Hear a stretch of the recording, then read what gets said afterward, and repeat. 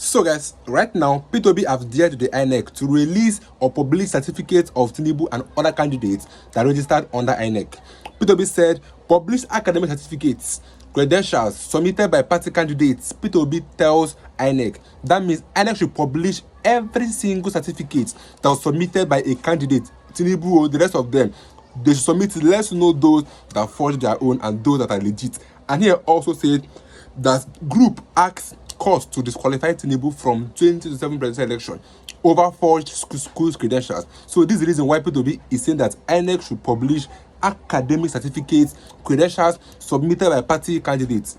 That means Tinubu is in hot soup because we all know that Tinubu forged even the school's certificate and many of them, which he had been accused of, and we have not gotten a response to that to say that okay, it's a lie. Because when someone accused of something, you can come out and say that it's a lie, but we have not gotten that from our government. So now is also an accusation that Tinubu forged his school certificate. Now P2B is calling on INEC to publish every school or every academic certificate that was submitted by party candidates, including his own, because he's so sure that he does not have any forgery in his certificate. He have even dared the whole country, the whole world, that you should go and investigate him. If you find anything that is criminal or anything that looks like fraud, you should bring it out, and then him himself will step down from running for the next election, because they have promised us that P2B will be on the ballot box. Because here says that breaking, the obedient movement today assured its supporters that the Nigeria Democratic Congress presidential candidate Peter Obi and his running mate Kwankwaso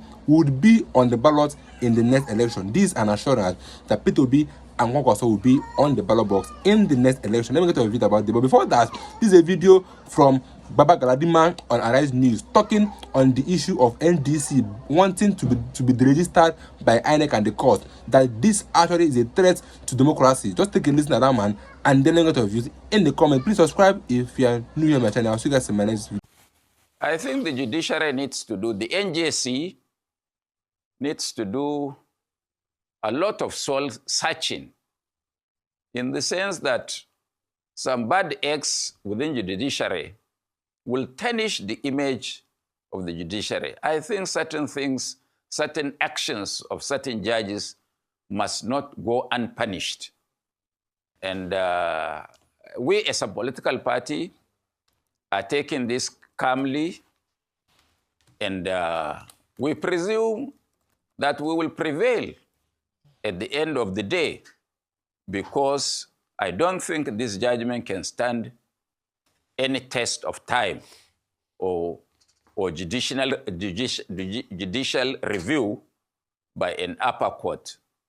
However, Dr. Abati, there is something that a lot of Nigerians ought to have noticed.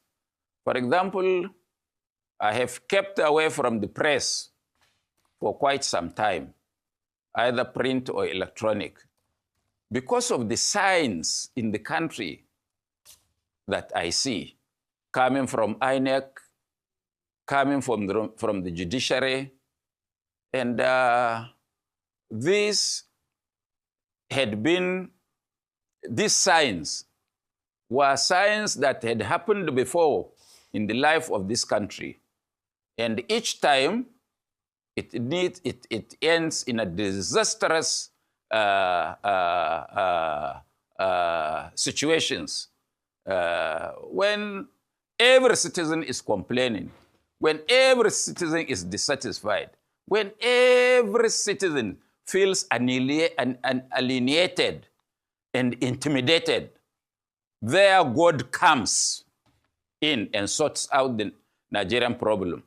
We are very fast approaching that stage. And I'm afraid that those who run this country, that they are doing a lot of harm to themselves by bastardizing institutions of government.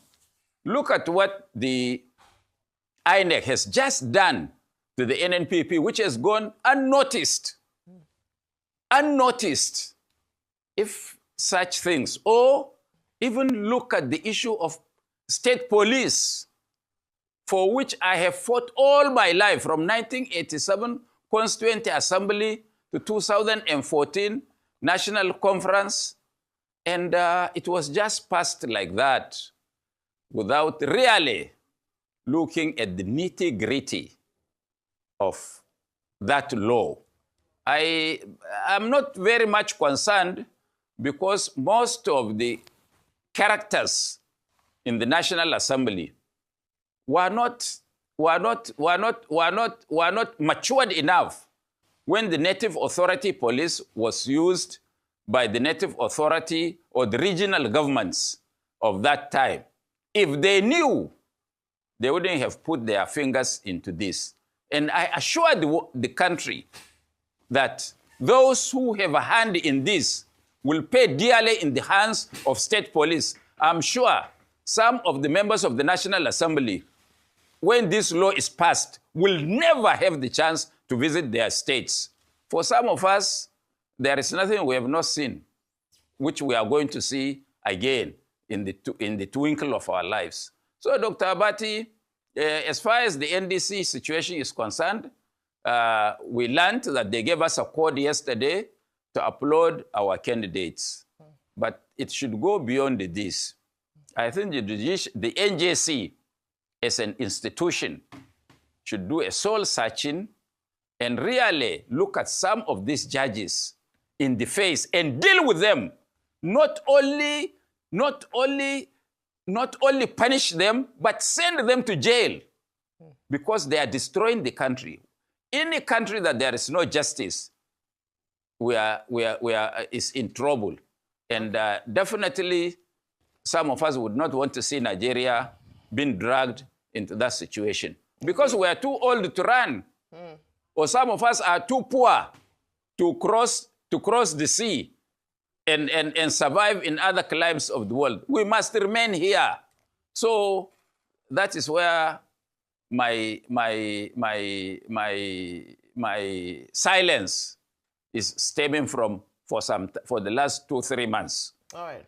Well, thank you very much for choosing to speak out now, Alhaji Galadima. But I'd like to, the leader of the NDC, Honorable Seriake Dixon, has released a statement saying that the NDC has now gone ahead to file an appeal and stay of execution. But in that statement, he said, our multi-party democracy must not die. We will not allow desperados and mercenaries parading as political leaders to destroy our hard-earned democracy.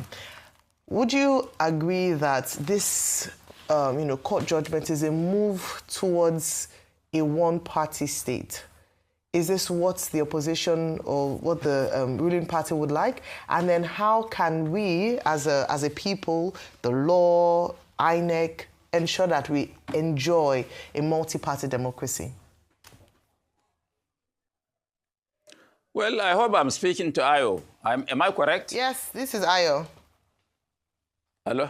Yes, sir, it's Ayo. Thank you very much. I think most of us in this country do not also remember the past or definitely listen to voices of reason.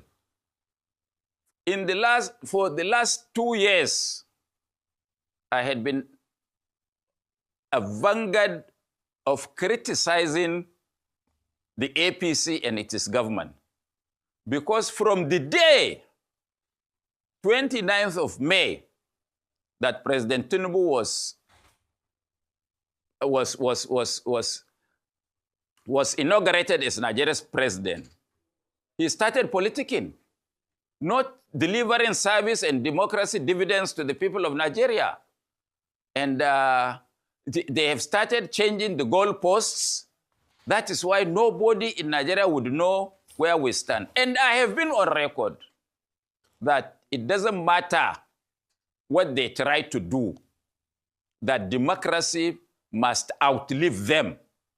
It doesn't matter.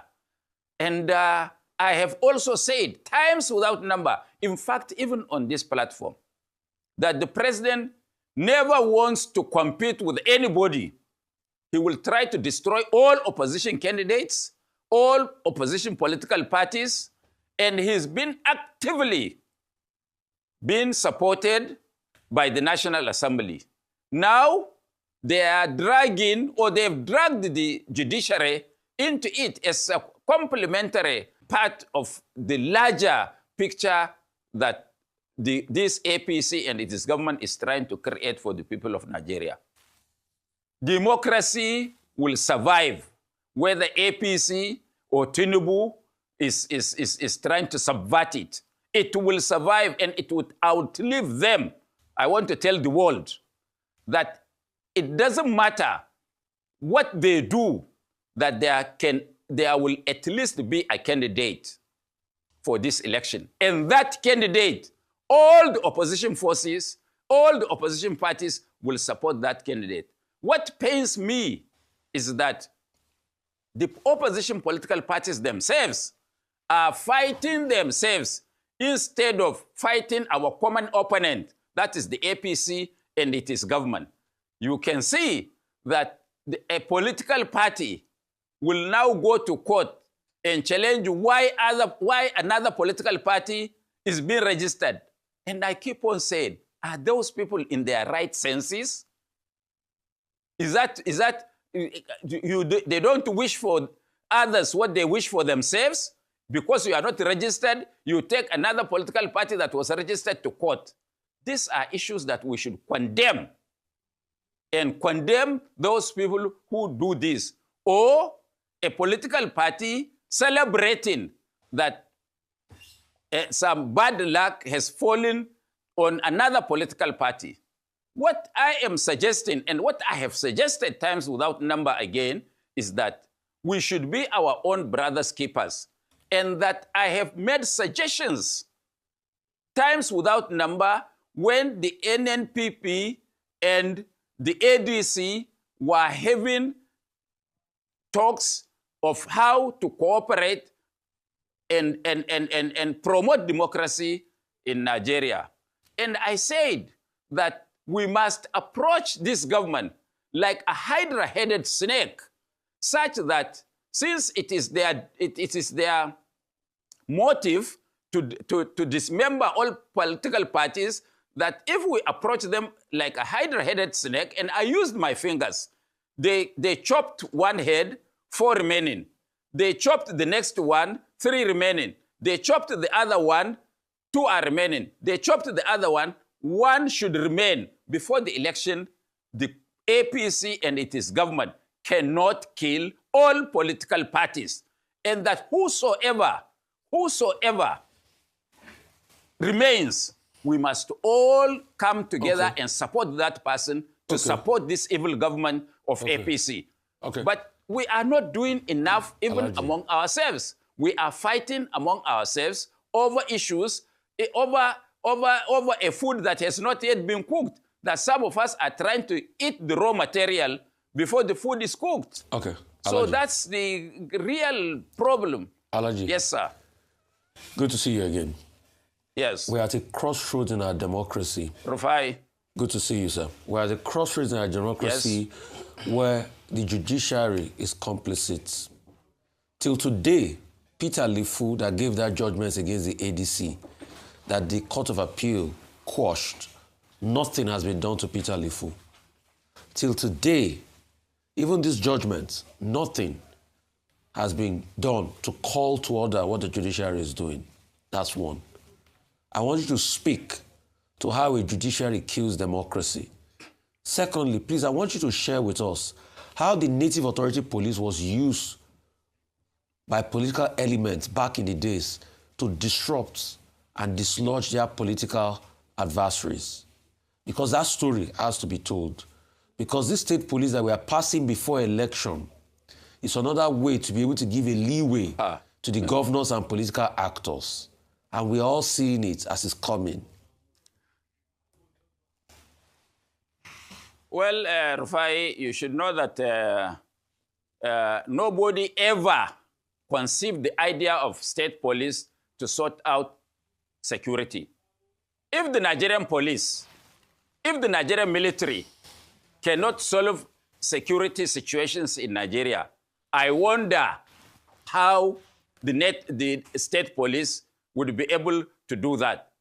All that we know is that the president and the governors are looking for state police before the elections so that they use them as political thugs to attack the opposition and disrupt the election and kill democracy. I want people to know, and I was adult enough to see what had happened during the Native Authority Police. When elections approach, 3 months to election, the Native Authority Police will gather all the opposition elements in their territorial jurisdiction and lock them up. Some of them, they will just say, oh, you've abused the emir, or you've abused the chief, or you've abused the judge, or that you are wearing shoes when your village head was seated on a chair. Then they will clamp all of them into detention. And I want to tell you that most Hausa people that you see all over Africa and all over Nigeria were a spillover of the misuse of the Native Authority Police in states like Kano, Katsina, and in fact, in northern Nigeria. That is why they had to run for their dear life to hide elsewhere. So this is something that really, and definitely, not only that, the state police could be used to even destroy the unity of this country. Because if there are certain states that only one tribe or only one religion will constitute the state police, such that other people from other parts of the country will have no liberty to live and do their businesses as enshrined and guaranteed by the Constitution of the Federal Republic of Nigeria. So the state police, for me, it will create more problems, it will create more division.